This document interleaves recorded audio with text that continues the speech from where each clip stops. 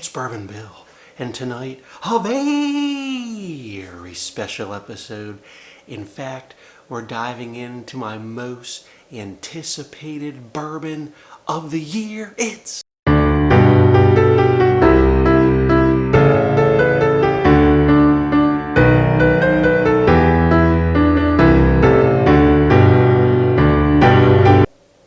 Knob Creek 21-year-old bourbon, a bourbon that can legally drink itself. Holy shit, I hope you're excited as I am tonight. Because look, we love nothing more on this channel than good aged Beam, and this is as good an age as Beam has ever been. 21 years old. Now, the box, it's cool, but we've seen it before in the original release of Knob Creek 15 and the original release of Knob Creek 18. Also had a similar box, but you know, it just said 15 or 18 here instead of 21. You know, this thing could buy a handgun. Alright, so we're gonna just, you know, gold bar, wooden puzzle piece out, bottle out, it's freed from its wooden prison. Now look, this box is nice. What's it good for? Little kindling at the campfire, okay? We got too much stuff here to keep boxes. Didn't buy it for the box. Oh man, it's got a little medallion on there. And I did a little quick uncorking for Patreon, but like this wax, smoothest damn wax they've ever had. Smoothest damn wax they've ever had, just right off of there. Loved it. Loved it. Color, nice and dark. Downside on this bottle, two things. It's 100 proof. And it's $250 hairs, MSRP. So my, is that expensive, right? And I'll say before we get into tasting it and comparing tonight, when I saw this label release, I was pumped. I was like, man, I hope they do it more than 100 proof. They didn't, but you know, 100's probably going to be okay. We'll find out tonight. And you know, I'm like, I hope they keep it under $10 hairs a year, because let's go through. What's Knob Creek 12, everybody? 100 proof. About $55 to $72 hairs, right? Knob Creek 15 was $100 to $120 hairs. That's below $10 hairs a year. Although, yes, that metric is for barrel proof, but, you know, still. Knob Creek 18, $165, right? Again, under that $10 hairs a year. I would have thought Knob Creek 21 was going to be like $200, $190, you know, but they went for $250. So, little disappointed in Beam for that. I'm just going to point that out there for all my excitement and thrills tonight. Gotta say, I'm a little disappointed that they jumped that mark right in the pricing section. And really, we have no one to blame but Wild fucking Turkey and Campari and their stupid prices on their LEs that people just keep buying and buying for whatever reason. And anyway, my rant, we're not gonna rant about that tonight because we're gonna just enjoy what hopefully is this deliciousness tonight. Tasting notes, as you might expect, start with full-bodied, bold charred oak with caramel and subtle fruit notes. And you should probably expect nothing less. If the words, "This whiskey's over oaked," have ever left your lips, this bottle is not for you. Pass it up. Pass it up. This bottle is for people that had Knob Creek 18 and said, wow, that's a delicious amount of oak, but I could handle more. This might be for you, and we're going to taste it. Let's just taste it instead of yapping about it. I can't tell you how excited I am for this. I really can't. Color, pretty dang dark for a 100 proofer, gotta say. You know, we don't know what barrel proof would have been on this, but I don't know that it was that high. I mean, at 21 years old, it's probably on the bottom floors, right? I doubt these were on the top floor, you know, or they would have just been too little in the barrel to even do anything with. So, yes, they watered this down, but it might not be watered down that much. You know, we don't know, unfortunately. Oh, gosh. Are you ready? On the nose. Oh, holy shit, does that smell phenomenal. Smells like goddamn whiskey of the year. That's what that smells like. Oh, this is everything I love about Knob Creek. Everything I love about Beam, just dialed up to 150. Oh, it's this rich, dank oak. I mean, the richest, most antique oak you've ever smelled. This is like you went to the Smithsonian Institute, petrified wood in the back corner, and you smelled that. That's what this smells like. The most antique oak ever. God, the nose is full bodied. I can't get over this. This nose is fan-fucking-tastic. All right, lot of oak, lot of caramel. There is like a subtle stone fruit here, which is somewhat surprising. It's like candied oak pears. I get a lot of leather. Like a faint cherry note. I mean, surprisingly there is some fruit on here, but this is mostly a story of oak spice, oak, leather, a little bit of tobacco. Oh God, does it smell good? Oh, I can't wait. Down the hatch. Oh my God. Oh, oh, oh my God, is that fantastic. Buy it. Buy a case. Buy as many cases as you can find. This is an absolute buy and back it up. This is a triple platinum winner. I've never tasted something so good from Beam. Exactly what we said on the nose comes through on the palate here. It's all delicious, well-aged, well-seasoned antique oak, leather, tobacco, barrel char, a little bit of fruit. It's heavenly. I can't tell you enough good things about it. Oh my God. Oh. Alright, so it's extremely oaky. If oak's not your thing, this is not for you. Okay, please. As much as I'm loving on this and raving on this, if you don't like oak, please, this is not for you. Okay? But I am so excited for this. Oh, I need to find a backup. As expensive as it is, well worth the price. It's absolute buy. A++++ platinum. Buy and back it up. Rating from Bourbon Bill tonight. Fan-fucking-tastic. And it's, you know, I had high hopes and it exceeded them. Like, I thought it was going to be good and it was even better than I could have imagined. And that's what we're talking about. Way to go, Beam. Way to go, Knob Creek. Fuck. Alright. Comparisons. Knob Creek 18. Look, we love Knob Creek. Look, we love Knob Creek 18. We certainly do. This is Knob Creek 18 Batch 3, which was one of my favorite batches. It was as good as Batch 1, so I don't want to hear any complaints about that. Tasting notes on this bottle said full-bodied caramelized oak, similar, right? With hints of sweet baking spices. Okay. Can we, though, for a second, take a look at the color? Knob Creek 18, 21. Just shades darker on the 21, even though it's 100 proof, right? Even though it's 100 proof. All right, the 18 on the nose. Now, normally we get a lot of like just oak and brown sugar, and we get like some orange marmalade notes. What do we get after drinking the 21 on the nose? Like, smells like nothing. Like, it's devoid of oak.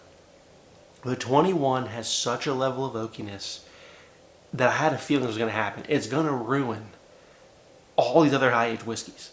So it's going to be a tough comparison tonight because it literally now doesn't smell oaky. And that's Knob Creek 18. That's the level of oak in the Knob Creek 21. The 18 now smells not oaky. It smells like vaguely jammy. Like, it literally has ruined Knob Creek 18. You cannot drink the 21 and then go enjoy an 18. You can't. Hints of orange marmalade, vanilla, and like the oak's like starting to come back as my senses are clearing from the 21, but the 21 does drown out and ruin the 18, which has a fantastic amount of oak normally. 18 down the hatch. Oh, the 18 is delicious, but yes, the 21 is worth the jump in price if you love the 18. Back to the 21 because I want to taste it again, not because we're going to give you any notes after this. Oh, it's like 10 times richer. Here's the thing. The oak just lingers forever on this 21. Just lingers. And it's not, you know, yes, oak's the star of the show, but it's not a one-hit wonder. I mean, it's got a little bit of nuances to it, right? But it's all in that same category of just high-age goodness, okay? It's not like sweet, spicy, oaky, like all that roller coaster of different things. It's all within this category, but there is some nuanced flavors in the 21. Wow. Wow. yes, it's worth a jump over the Knob Creek 18, 100%. If you like Knob Creek 18, dial her on up on the oak level, get a 21. Definitely worth it. I can't believe it makes the 18 taste, and well, not taste, but just smell so young. Alright, we're not going to bother with Knob Creek 12. We're actually not even going to bother with Knob Creek 12 cash strength. And you might say, well, Bill, Knob Creek 12 cash strength, one of the best beams ever released. You would be right, and it is. But Knob Creek 21 brings such a level of oak. And let's face it, you know, it's 9 years older than Knob Creek 12 cash strength, right? It doesn't bring it, that's not going to bring enough oak. And we are going to compare it tonight. NASH Tucky 12 year or shelf clear Society pick 12 year old beam at 135.74 proof. Compute 67.87% alcohol by volume. You saw my review on this. If you didn't, go watch it. This is essentially 12 year, 11 month, call it 13 year old Knob Creek 12 at 135 proof. So that's why we're not going to compare it to the Knob Creek 12 cash strength tonight, because this is better. Go watch my video, and I already did that comparison. And this bottle was much more reminiscent of Knob Creek 18 actually in its flavor delivery. So it tasted older. I mean, it is 13, but it tasted older. So we're going to compare that tonight to the Knob Creek 21. Shelf clear, boy, it's dark. Knob Creek 21 just as dark. And isn't that a problem? Like 100, that's 35 proof points higher, and it's the same color. NASH Tucky 12 year on the nose. And this is like currently leading my whiskey of the year, by the way. Like a denser fudge cake packed oak, if that makes sense. But I'll tell you what, as oaky as that son of a bitch is, it is a little muted tonight because we just drank a 21-year-old. Like, what is going on? This is more brown sugar. A little bit sharper of an oak. Not as antique smelling. Knob Creek 21. Jesus. Oh my God. Alright, yeah, Knob Creek 21 smokes it on the nose. Gotta say. This Knob Creek 21 could be my bourbon of the year, not gonna lie. NASH Tucky 12 year, down the hatch. Oh, that's so good. Oh. Who's the winner tonight? Me. I mean, we're just drinking high age beam tonight. Like, just there's nothing here to cry about, you know? NASH Tucky 12 year, 13 year is fantastic. Obviously 35 proof points here makes a difference, right? Like, finishes longer. It's very oaky. It's got the brown sugars. It's so good. So good. And you know, if 21 year didn't exist, we don't have a contender for the NASH Tucky 12 year yet, but now we do. Knob Creek 21. Just so much, like the nose is better down the hatch. Oh my God. What do we do here? What do we do here? 35 proof points difference. Okay, and this is drinking like almost richer. Like they're almost too close to say, but I think in the 21 edges it out a little bit. And that brings us to probably the comparison I'm most scared about tonight. My beloved Jacob's Well 211 Batch 2, 17.5 year, 109 proof beam. Look, I said Jacob's Well 211 was a little bit better than NASH Tucky 12 year, right? But this isn't going to be in this year's Bourbon of the Year because this was last year's winner for my Bourbon of the Year. Okay, she's a little bit younger. You know, 3.5 years to be. But there's something I've always admired about Jacob's Well 211. It's usually the raspberry, the oak, the caramel. It's all there. But now, after just tasting a 21, does this also smell younger? Yeah. Yes, it does. God damn. That 21's a curse. Like, it's so good, but I just never, like, usually if you drink a little bit older whiskey, yes, other stuff tastes a little bit younger, but I've never had something just ruin everything.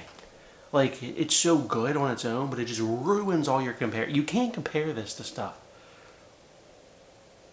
All right, we're coming back now. We're coming back.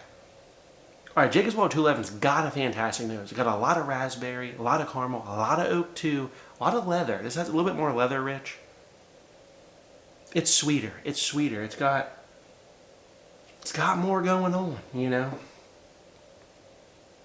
But I'll be damned if that 21 just doesn't. I mean, the oak and leather and oak spice note is just so high on the 21 that I just can't. Like, I'm going to call the noses a draw, but I almost want to lean to the 21.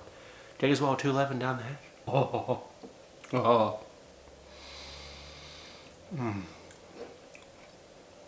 Jacob's Wild 211 is so good. It's all that finish. The 109 proof point really shines here. We know Jacob's Wild 211 is a blend of the high rye, low rye. More going on. Raspberry, you know, the leather, the oak. 21 year? God damn it. Golly. I don't know. I'm going to do a draw on that. I almost want to say the 21 again. And it just, I don't know here. Like, look, it's not as complex. It doesn't have the raspberry again, but just like the oak is amazing. I've never had this oak before. It's probably not as good as Jacob's Wild 211, right, as a whole standpoint. But drinking the 21, you gotta score them and then like drink them different nights, because the 21 sort of hurts the 211, right? It just, because of how much oakier it is. But look, we're gonna say this: Knob Creek 21 plays in the category of like Heaven Hill 17, Jacob's Wild 211. This would crush the shit out of most George T. Stags. Sorry to say, I know it's only 100 proof, but if you like oak, I don't know, maybe people who drink in George T. Stag aren't really in this comparison mode here, because George T. Stag's not that oaky, even though it's 15 years old. So maybe that's a poor comparison on the mind. But for me, I'd much rather drink this Knob Creek 21 than like a George T. Stag. But that's me. Oh man. Okay, so Knob Creek 21, a real winner. Like, we're in the top echelons of Beam. I'm going to still maybe slot 211 above it, and then the 21, and then Nash Tucky 12 year. So like, but the Jacob's Wild 211 is not really going to compete in this Bourbon of the Year. So it's probably going to come down to Knob Creek 21 and the Nash Tucky 12 year here for Bourbon of the Year. It's got to be, I think. No way around that.